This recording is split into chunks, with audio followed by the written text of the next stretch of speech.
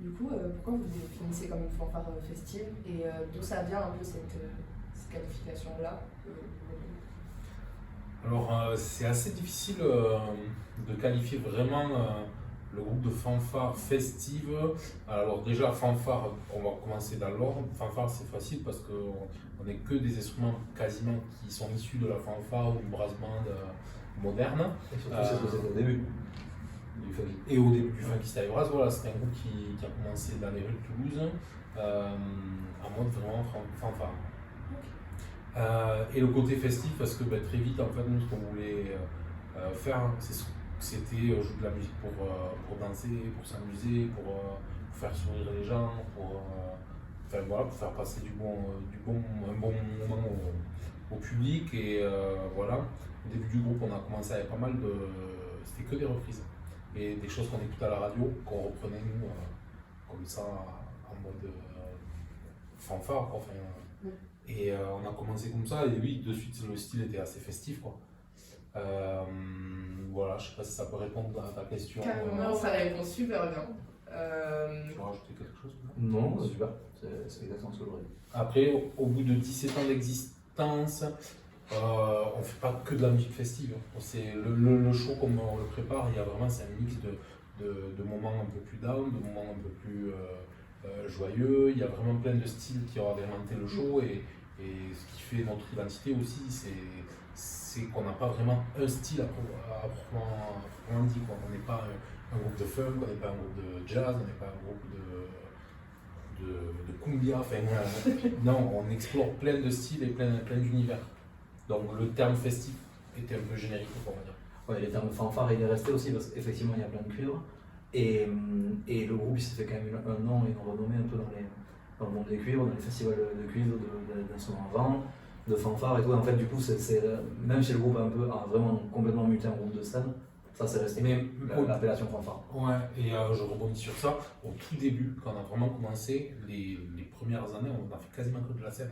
Et les gens pensent qu'on faisait que de la fanfare, mais même dans la rue, on était sonorisé, on avait un côté scénique avec les voix, avec les claviers, enfin, des choses comme ça, quoi. On avait même une guitare basse les 2 premières années du groupe, quoi. Enfin, Guillaume, il n'était pas né encore, je sais pas là, mais. Enfin, heureusement, ça jouait quand même à la soupe au chou et Fort Boyard. Mais du coup, le groupe, ça fait 17 ans qu'il existe, comme tu as dit. Est-ce qu'il y a un projet en particulier pour les 20 ans? Est-ce qu'il y a quelque chose qui va être prévu? Est-ce que vous avez le droit La fin du groupe, je change le tout. Déjà, on va essayer d'y arriver maintenant. Après 17 ans d'existence, les 20 ans, on y pas croit. ouais. Ils vont être là. On s'arrêtera pour les 50 ans de Galinette. Mais oui, il y aura forcément quelque chose. Ouais, on n'en est pas là, on a un EP en préparation là, qui devait sortir cette année et qui finalement sortira que courant 2023. D'accord. Donc déjà on est sur ce projet là. Et voilà, et non, après, au début on s'était dit, ouais, dès qu'on passe 30 ans on arrête le groupe. Et après c'est passé à dès qu'on passe 40 ans on arrête le groupe. Et on est toujours là, parce qu'on kiffe, parce que le public se renouvelle aussi. Et voilà, et même au sein du groupe, ça s'est renouvelé aussi. Il y a des nouveaux musiciens qui sont arrivés avec des nouvelles énergies, une nouvelle envie, et qui fait qu'on a envie de continuer, et on se sent bien. On a un super collectif, quoi. Alors il y a eu des années de haut et de bas, comme dans tout projet. Sur 17 ans, ça peut pas être que du fast, hein. Mais là, depuis 2 ans, on a une équipe qui est bien. Il y a un bon collectif. Ouais, il y a un bon collectif, et ça se passe bien. On a envie de continuer à se lancer, quoi. Et du coup, ce collectif-là, il vient. Enfin, on sait que vous avez un lien avec le conservatoire de Toulouse. Est-ce qu'il vient principalement de là, ou est-ce que c'est des rencontres un peu de partout qui arrivent au fur et à mesure? Enfin, au début, ça vient clairement de là, parce que quand on a commencé le groupe, on était tous étudiants au conservatoire. Et au fil des années, il y en a certains qui sont partis, et les nouveaux membres qui sont rentrés, tous n'étaient pas en lien forcément avec le conservatoire. C'est plus voilà, des rencontres de musiciens ou même des demandes. On cherchait, par exemple, je prends le cas du trompettiste qu'on a actuellement qui vient de Bayonne, qui lui, pour le coup, n'avait aucun lien avec nous à Toulouse. Mais par contre, on l'a rencontré avec le Funky sur des festivals où il jouait avec d'autres groupes. Et le jour où on a eu une place pour lui, on l'a contacté, on lui a demandé de venir nous rejoindre s'il était chaud, quoi. Et il a dit non, quand même, la première Il a fois. C'est faut pas l'oublier. Par rapport à votre travail d'écriture et la répartition du travail dans le groupe, est-ce qu'il y a des manières particulières pour vous de composer? Est-ce que c'est plus certaines personnes qui s'y prêtent? L'écriture des textes aussi?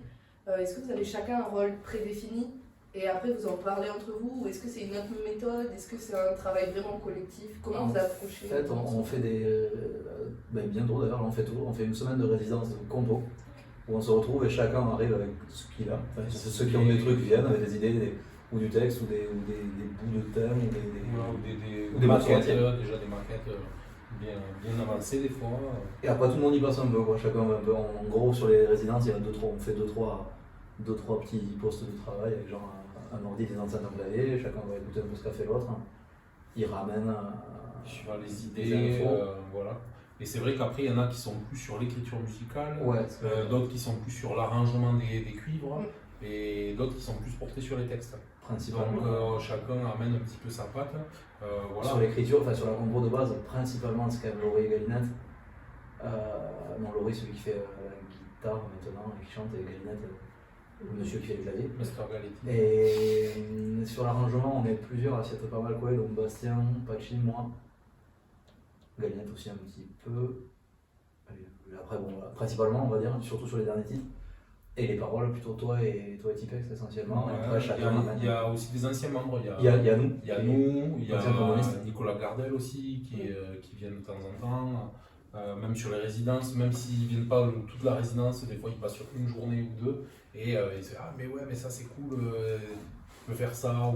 Et voilà. Et c'est bien parce que ce qu'il y a aussi de chouette dans ce projet, c'est que malgré les années qui ont passé, même les anciens membres sont toujours par une chose ou l'autre, sont toujours quand même là à filer la main un petit peu parce qu'ils aiment toujours le projet, quoi. Enfin, et ça c'est chouette aussi. De toute façon, toutes les dernières résidences, il y avait toujours au moins Yann et Nico qui passaient. Ouais. Et ces résidences de compo, en fait, ce qu'on a fait la dernière fois qui a marché quand même très bien, on a loué un loft immense, je sais plus où. On s'est enfermé dedans pendant une semaine et c'était apéro compo. Non, le vendredi c'est dur, tout le monde a des desserts, mais quand même, mais c'était cool. C'est cool, ça sort plein d'idées, de morceaux. Les dernières elles étaient vraiment productives pour le coup. Il y en a qui ont été beaucoup moins productives aussi. Il y en a une où l'ordi a flambé l'avant-dernier jour. Enfin, il y a eu des moments compliqués, mais celles-là, les dernières sont super. Ça permet de créer une cohésion aussi de groupe qui se voit aussi sur scène, parce qu'on voit que vous entendez tous bien, qu'il y a vraiment une bonne entente. C'est vrai, on voit vachement un lien entre vous en fait. On voit que vous êtes plus ou moins tous reliés ensemble amicalement. Même sur scène, c'est pas des musiciens qui jouent pour jouer, c'est des musiciens qui jouent parce qu'ils aiment jouer ensemble, j'ai l'impression. Ah, clairement. Bon, on joue ensemble dans plein d'autres projets. Ouais, c'est ça. Oui. Après, alors moi je manage, enfin c'est moi qui ai créé le groupe il y a 17 ans et j'ai toujours vu les musiciens avec qui je travaillais comme un collectif de musiciens et on a toujours aussi essayé d'évoluer ensemble, que ce soit musicalement mais travailler dans d'autres projets périphériques pour progresser aussi, quoi. Oui. Et du coup au fil des années ça nous a, par exemple demain on est 3 à partir sur une session studio pour un featuring avec un autre groupe. On a monté plusieurs spectacles, plusieurs projets annexes, et ce qui fait qu'on découvre beaucoup de répertoires et on progresse tous ensemble aussi. Et ça, c'est vachement moteur en fait, pour tous les musiciens. Clairement, et puis on passe quand même 3 bons mois ensemble, page 24 on n'est pas loin, donc du coup il faut quand même qu'il y ait une cohésion solide pour arriver avec mi-septembre sans avoir envie de s'entretuer. Ouais, c'est ça, avec les caractères de tout le monde, les aléas de la vie pour tout le monde, et ça dans la vie de groupe, c'est important, quoi. Et des fois il y a des moments pas faciles, il y a des super moments aussi, et voilà, quoi. Du coup, nous, on a analysé l'album des 15 ans que vous avez fait. Du coup, vous l'avez fait en live. On a regardé un peu, c'était par rapport au Covid, si je ne me trompe pas. Et du coup, d'où est venu ce projet de faire plutôt un album live? Bon, on a enregistré l'été d'avant. Ouais, on l'a enregistré l'été 2019. Voilà, et on l'a travaillé en 2020 pendant le. Et il devait sortir, en fait, à la base, on devait faire un concert pour la fête de la musique en 2020, Oui. donc qui a forcément jamais existé. Et qui était nos 15 ans en fait, du coup. Parce que, Oui. Ouais. 2020, c'était les 15 ans. Ouais, le but, c'est aussi un live avec. En fait, il n'y en avait pas. Il y avait 4 albums studio, il y avait un single, des clips, mais aucun album live. Et quand même, l'essence du groupe, c'est le live. Oui. Et donc, du coup, c'était pour ça, on a enregistré, je sais plus combien, 7 ou 8 concerts de l'été 2019. on avait pris plutôt des gros concerts sur l'été. Et voilà, on s'était dit, ces dates-là, on enregistre pour avoir de la matière. Parce qu'il suffit qu'il y ait un problème technique, il suffit qu'on massacre le morceau. 3 fois d'affilée, donc c'est ça. Donc voilà, oui, c'est ça, on a pris 7 concerts, je crois. Ouais, je sais pas. qu'on avait pu, et où on savait que la technique allait suivre, parce que des fois, sur certains festivals, il n'y a pas forcément la technique d'assez bonne qualité pour faire un enregistrement propre. Qu'après on puisse retravailler un studio pour le sortir. Et donc voilà, ouais, c'est ça, l'idée, ça a été ça. Et du coup, le Covid, ça a bien impacté votre groupe? Ouais. Comme par exemple, ça a retardé l'EP qui devait sortir cette année? Ouais, c'est pas que le Covid, hein. Ah, c'est aussi. C'est nous aussi. C'est que, en fait, en 2020, donc on n'a pas joué de 2020. Ouais. On a fait un concert, mais privé, Informel. donc voilà, le 21 juin, quand même pour nos 15 ans. Mais on n'a pas fait de concert de l'année. 2021, on a fait une bonne saison et on a été pris dans le rush de la reprise en fait. Oui. Et derrière, on a eu du mal aussi avec le studio avec qui on avait travaillé. On a eu du mal à se synchroniser tout ça au moment où c'était dispo pour qu'on finalise le nouvel EP. Nous on était en tournée, ça a été un peu. C'est ces choses-là qui ont fait que l'EP qui va sortir en 2023 a été vachement retardé. Et le Covid a fait vraiment que le projet qui devait sortir le 21 juin, avec les dates de report, on ne savait pas si le live on pouvait le sortir à la rentrée, machin, on était tout le temps dans l'incertitude. Donc on s'est mis une date butoir qui était la fin de l'année quand même, et on l'a sorti à ce moment-là. Mais l'album était prêt déjà depuis plus d'un an. Oui. Et au final, on a fait les prises de ce EP-là 3 mois après la sortie finale de l'album, alors que ça aurait dû être séparé depuis longtemps. Enfin, tout s'est chevauché, c'était un peu compliqué. Et après, on a été vraiment impacté. On a perdu 1 an et demi réellement de travail, quoi. Les concerts, donc il y a eu beaucoup de choses qui ont été reportées, mais d'autres non qui ont été perdues. Mais bon, après ça a été un peu le même. Voilà, ça a été pareil. Ok.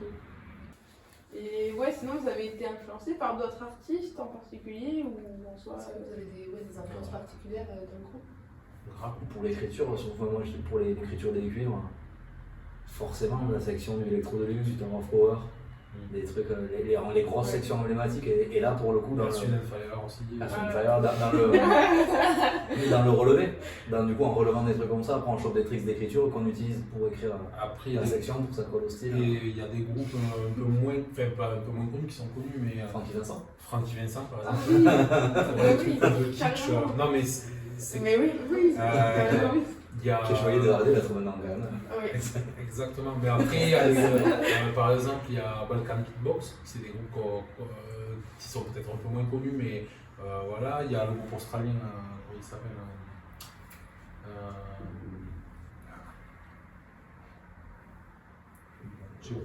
il y a plein de groupes soit de musique actuelle, soit de choses plus anciennes qui nous a inspirés, et le classique aussi. Oui. Parce qu'il y a beaucoup d'intros classiques, parce que voilà, on adore les symphonies, on adore les poèmes symphoniques, on a les opéras, on a fait un album vers l'opéra. Enfin voilà, c'est des petits clins d'œil, tout ça, à des choses qu'on aime, quoi. Est-ce que vous travaillez avec des supports écrits ou est-ce que vous travaillez que sur la base de justement MAO, enregistrement et après On écrit une fois que les parties sont verrouillées, on écrit tout, ne serait-ce pour les remplats déjà. Et pour la mémoire aussi, parce que quand on n'a pas tout fait, on n'a pas touché un truc pendant, on n'a pas joué pendant 3-4 mois, il faut rejeter un œil, un doute sur un voicing un jour, ça arrive. Moi j'ai jamais fait de doute. Que les certitudes. Mais ouais, dès qu'il y en a un qui écrit un morceau en général, il écrit au moins tout départ de section, la grille, la grille pour les autres, et puis on sait jamais. Alors quand ça nous est arrivé cet été, un gars malade, qui a une galère ou quoi, il faut le jour J en fait, il faut quelqu'un d'autre pour le soir. Là on est bien content d'avoir tout quand même.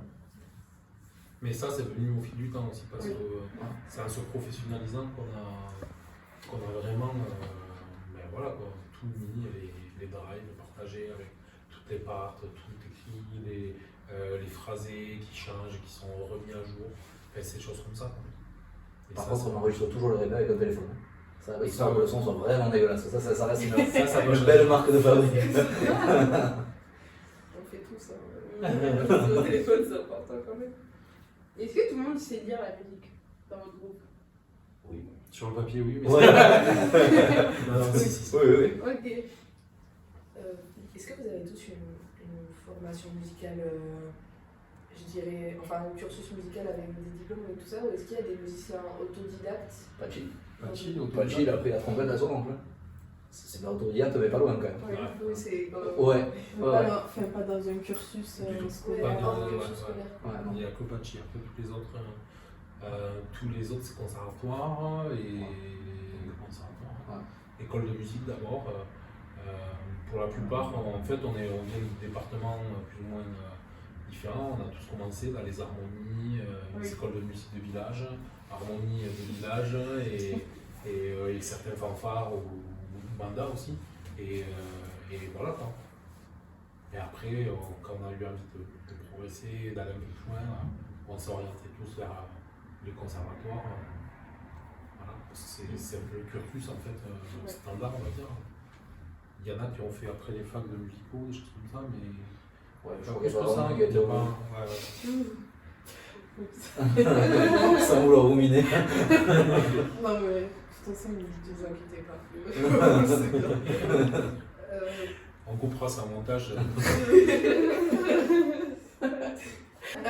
Est-ce que justement le fait que vous veniez tous d'un milieu classique, toi est-ce qu'il vient ce revirement un petit peu de situation de partir sur un groupe qui fait tous les styles, C'est toi. alors qu'en classique vraiment on a cette culture du classique et c'est tout. Qu'est-ce qui s'est passé pour arriver au reste en fait? Alors vraiment pour te répondre à ça, c'est que moi j'ai toujours eu une culture mixte on va dire, entre la culture populaire, de la musique populaire en général, et la musique savante du conservatoire. Mais moi j'ai du mal à rentrer un peu dans les cases, que ça soit scolairement, enfin voilà. Et du coup j'ai toujours aimé être un peu en contradiction avec ce qu'il fallait faire. Donc ce qu'il fallait pas faire quand tu étais au conservatoire, c'est tiens, moi je suis clarinettiste de formation. Ça c'était l'entrée voilà, avec des c'est ingénieurs. il faut pas le faire, je le faisais. Il faut pas jouer de musique actuelle parce que bon, il faut revenir il y a 20 ans en arrière, parce qu'on en est là à peu près, au conservatoire. Là ça a beaucoup évolué et peut-être pas assez encore, ça dépend peut-être des classes, mais ça a quand même beaucoup évolué dans l'ouverture d'esprit. Oui. Il y a 20 ans, alors il y avait certains profs qui déjà il y a 20 ans étaient hyper ouverts d'esprit, mais pas tous en fait. Et moi je sais qu'en clarinette c'était très compliqué, c'était très conflictuel avec mon prof, et dès que j'avais une occasion de jouer autre chose, de faire d'autres choses, je le faisais en fait. Oui. Et voilà, et moi quand j'ai monté le groupe, c'est comme je vous disais tout à l'heure, c'est vraiment faire la fête mais avec ton instrument, et plutôt que d'aller en boîte, tu fais la fête dans la rue avec tes instruments et avec tes potes. Enfin, tu vois, c'était un peu ça en fait le délire. Et voilà, et c'était un peu un contre-pied, mais c'était gentil en fait, c'est que voilà, tu fais d'un instrument de musique, tu as envie d'essayer plein de choses.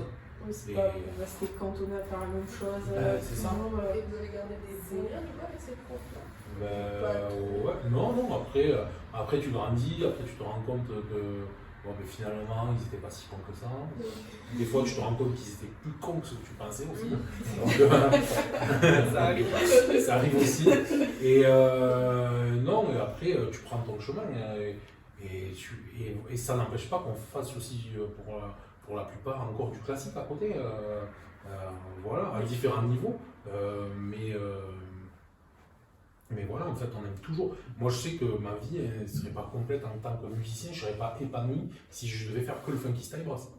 Mais si je devais faire que du classique, je ne serais pas non plus épanoui, tu vois ce que je veux dire? Oui. Donc aujourd'hui, j'oscille entre plusieurs projets, enfin à titre personnel, qui font que je suis épanoui en tant que musicien parce que je fais plusieurs styles et je m'autorise plein de choses qui me plaisent. Il y a un style qui me plaît, mais je vais essayer d'aller découvrir ce qui s'y passe. Alors c'est sûr que je ne suis pas un spécialiste, par exemple. Je ne suis pas un spécialiste du jazz, je ne suis pas un spécialiste de la musique renaissance, je suis pas. Enfin, et voilà, moi je suis quelqu'un qui aime toucher à tout. Donc, et ça, un peu, ben, quand tu vois le funky aussi, c'est un peu ça.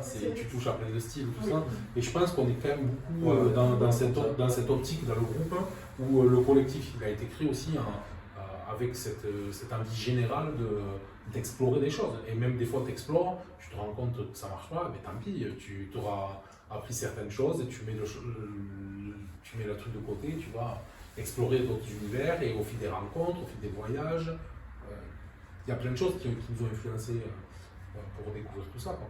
Mais le classique et le jazz, pour ceux qui viennent du jazz, il reste toujours très important en fait. Oui. Puis les racines, les influences classiques, elles se retrouvent quand même, enfin là, avec le même collectif élargi, on a monté un projet qui est le Pink City Orchestra autour de la musique des films, et où là pour le coup on mélange et de la musique plus classique, du moins orchestrale, et des musiques actuelles dans le même set en fait. Alors là chacun pour le coup a trouvé son compte et mis en avant à un moment dans le spectacle sur là où il est le plus à l'aise, sur on va dire son point fort.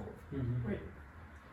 Par exemple, le Pachi fait 8 contre la fin du concert. C'est carrément. C'est vrai que du coup, cette esthétique-là de recherche un petit peu et de découverte musicale, on la ressent vachement dans votre groupe et dans votre énergie.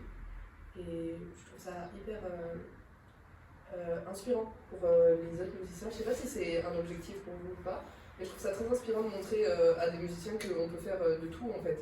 Et qu'on n'est pas obligé de se bloquer ou de se braquer, de se dire que c'est pas une bonne idée d'aller faire autre chose parce qu'on est spécialisé dans un domaine. Et qu'en fait, le domaine dans lequel on est spécialisé, il peut s'ouvrir vers d'autres choses.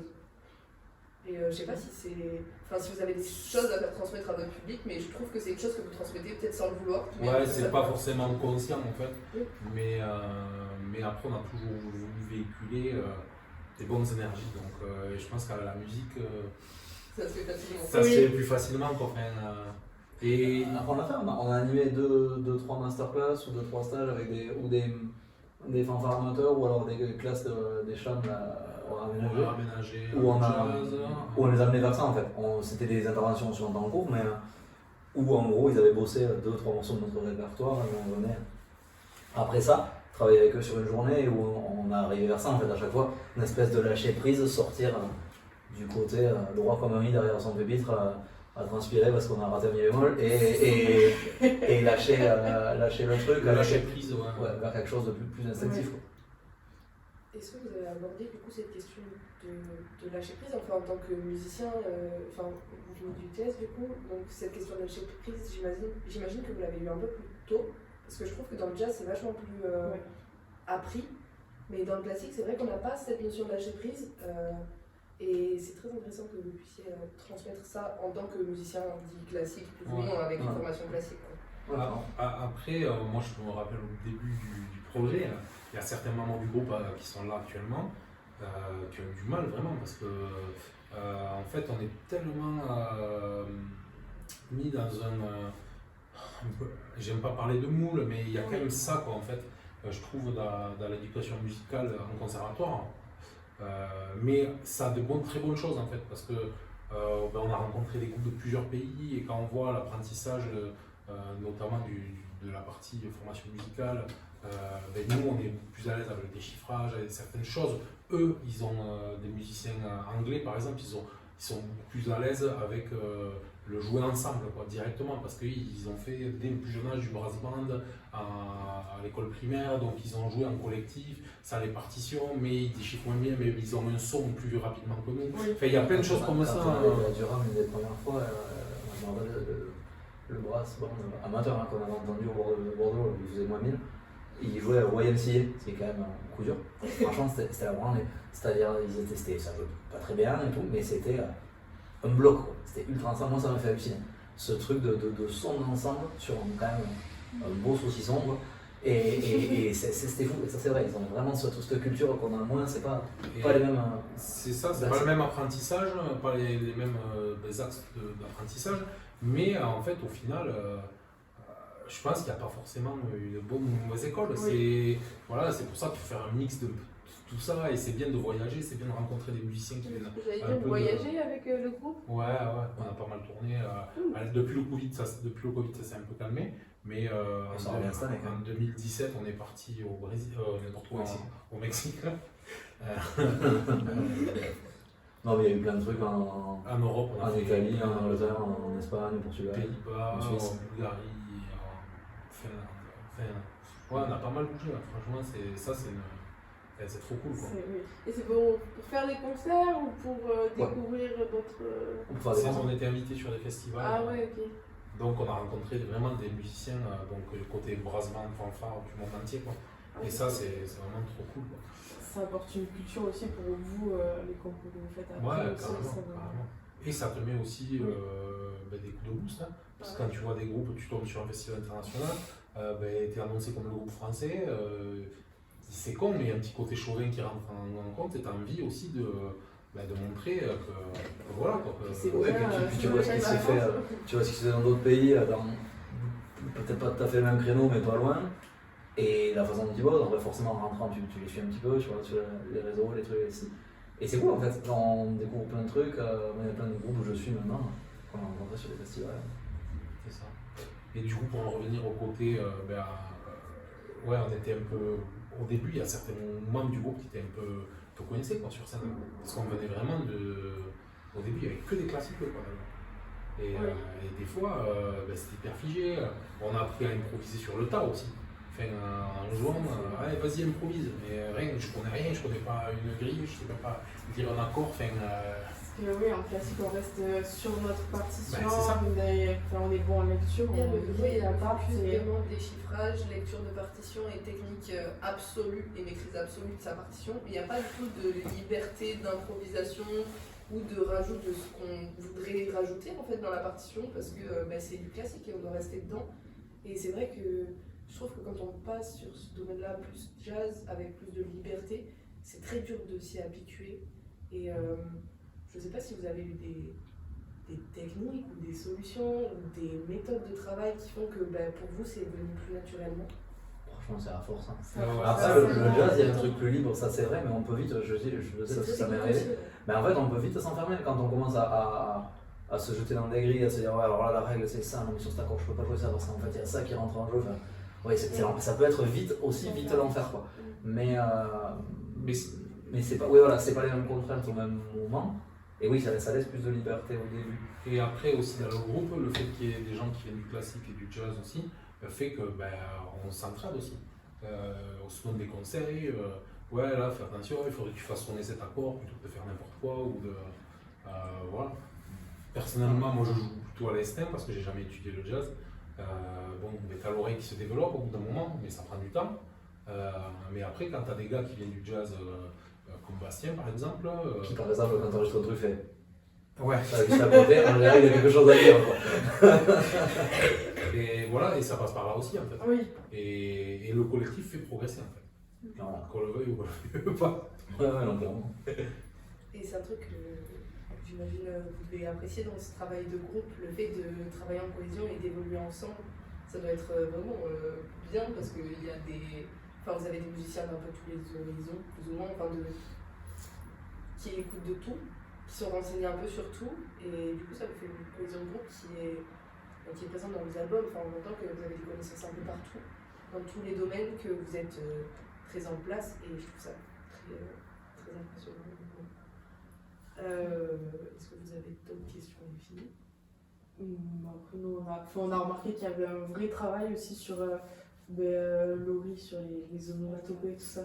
Il y avait un vrai travail qui est assez intéressant en vrai. Tu dirais ces onomatopées, c'est avec ça, hein. Pour lui, c'est un vrai langage.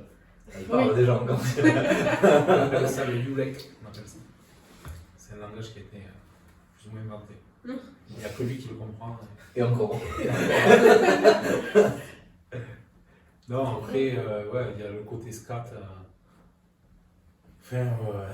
Tout ça, ça part aussi de délire en fait. Oui. Voilà, ouais, c'est des délires en fait. Je sais pas, et en fait, ça vient au fil du temps à créer un langage, des mots, des trucs, des termes, des terminologies qui n'existent pas ou qu'on a détourné d'autres choses avec. Voilà quoi. Mais oui, c'est sûr que oui, après, ça se rapproche vite du scat. Mais si vous relevez les paroles, par exemple, du reggaeton, Oui. il dit tout le temps la même chose. Oui. C'est jamais. C'est tout le temps les mêmes paroles. Oui. Ouais. Bon, on vous avait dit que vous aviez un projet pour un nouvel album. Est-ce que ouais, vous avez une promo à faire par rapport à ça, ou des choses à nous dire? Est-ce qu'il y a des choses qui vont changer par rapport à vos anciens projets dedans? Est-ce qu'on reste un peu sur les mêmes bases? Il y a 5 titres. Ouais. Il y en a 4 qu'on joue déjà, du coup, vu que ça doit faire 2 ans de sortir. Enfin, qu'on a joue déjà comme jeu cet été. Ouais. Donc c'est des titres que vous avez déjà fait sur scène. Est-ce que c'est Ouais. un truc que vous faites souvent, de faire d'abord les titres sur scène et après les sortir?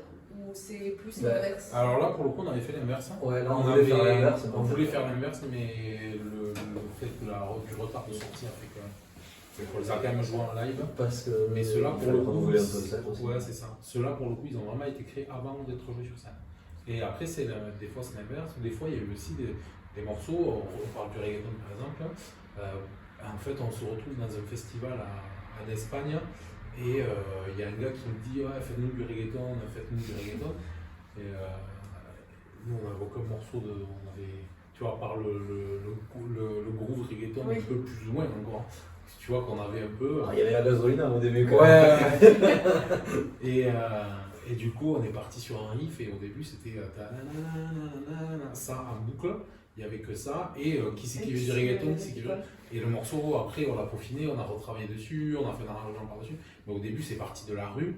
Pour le coup, là, vraiment, on était dans la rue, on jouait et on est parti sur un délire. Le morceau, on l'a créé sur le moment. Et il y a plusieurs morceaux dans les albums qui ont été composés sur le moment en mode impro et qui sont restés. Bon, il y en a beaucoup d'autres qui sont partis aussi, hein, mais il y en a quelques-uns qui sont restés. Ouais. Après, il y a un truc qu'on a fait essentiellement pour cet album-là, mais qu'on continue de faire. On a réarrangé des vieux morceaux. Là, sur le live, là pour le coup, les morceaux du premier album, genre Kobobat, le reggae, le raga des chasseurs pour le deuxième, et je peux pas le lire, la partition, et on les a complètement réarrangés, des changements de grille, la section en plus, il y a plein de choses en plus. Et ça, et cette année, écoute le son qu'on a refait, et ça c'est un truc qu'on garde, qu'on va garder pour les prochaines fois. Il y a forcément des nouveaux morceaux, mais le but là c'est aussi de remettre des vieux morceaux réarrangés, Les les retoucher dans le répertoire. et des fois même complètement comme écoute le son. Qui a fait le baigne. Ouais, Oui, il a bien changé. complètement différent, enfin une version totalement différente, mais en gardant le gimmick et le riff, quoi. Mais le morceau là, complètement tordu, quoi. Oui. Et voilà, et après c'est ça aussi le funky, c'est de remixer aussi nos propres titres qui nous faisaient délirer il y a 10 ans, qu'aujourd'hui on a envie d'écouter d'une autre manière. Enfin, ça... Il faut suivre aussi l'esthétique de la musique qui évolue c'est ça. pour plaire au nouveau public. Et puis maintenant on a fait entre 10, 15, 20 ans d'écart entre les musiciens qui nous suivent, quoi. Parce qu'on a un gros public de musiciens quand même. Oui. Et on voit partout, que ce soit en France ou à l'étranger, c'est souvent des musiciens qui nous suivent, quoi. Et des gens issus des harmonies, des fanfares, des groupes. On fait de plus en plus des projets de chansons avec des harmonies ou des mandats qui nous invitent pour des anniversaires, des festivals. Ou même des collaborations. Là encore aujourd'hui, on travaille cet après-midi sur une prochaine collaboration pour l'année prochaine et faire un concert entier avec un orchestre d'harmonie. Enfin voilà, c'est. projets. C'est des projets qui sont en cours. Et d'ailleurs, oui, vous savez quel est l'âge du moins jeune et du plus jeune? Je crois que Le plus jeune, c'est moi, j'en ai 31. Ouais. Puis le moins jeune, le plus vieux, c'est Galinette. 43, je dirais. Il a fait 40 pour Pouillon, 20, 21, En fait, 22, on a- 43. ouais. 43, On a fait une dotation au carbone, mais on n'a pas encore, on attend les c'est ça. résultats. Ouais, C'est vraiment très vieux, quoi. ouais, c'est ça. Et j'ai l'impression qu'on a à peu près tout dit. Ouais, Ça c'est me paraît bien si vous avez des choses à rajouter. Non, déjà vous remercier pour cette demande, parce qu'on a été assez surpris et flatté que vous ayez choisi de travailler sur notre album. Merci à vous. Merci pour tout, toutes les questions qui étaient intéressantes. Et voilà, nous c'était un très bon moment pour nous et merci pour ça, franchement. Merci à vous Ouais, d'être merci à vous. venus. C'était D'avoir réussi à très s'égarer. intéressant. De ne pas avoir lâché l'affaire au bout de 12 tours de quartier. J'irai vous piquer la place. Ouais, c'est ça. Ça me paraît bien. Super. Merci beaucoup. Avec C'est plaisir. gentil, vraiment.